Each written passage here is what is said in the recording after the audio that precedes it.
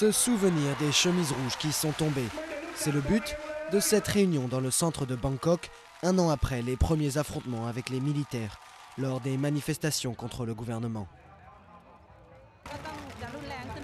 Si ça continue, ça va devenir encore plus violent. Je veux que le gouvernement sorte et prenne ses responsabilités. C'est tout ce que je demande.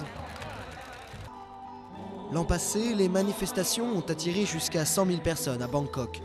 Ils réclamaient la démission du gouvernement qui, selon eux, n'avait pas été élu démocratiquement. Certains demandaient même le retour de l'ancien Premier ministre Thaksin Shinawatra, évincé lors d'un coup d'État en 2006. Le 10 avril fut le jour où les choses ont commencé à dégénérer. Ce jour-là, la bataille durera toute la nuit dans le centre historique de la ville.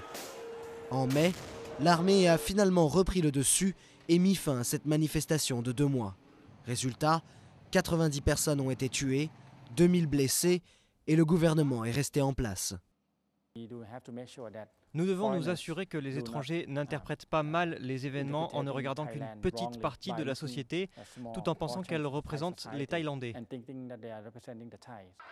Depuis, les chemises rouges ont régulièrement organisé d'autres manifestations et nombre de leurs leaders ont finalement été relâchés après 9 mois de prison.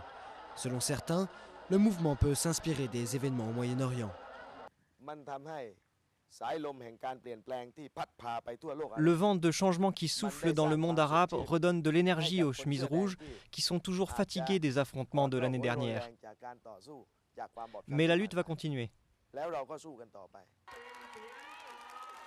Une lutte qui, pour certains, pourra se dérouler sans affrontements violents.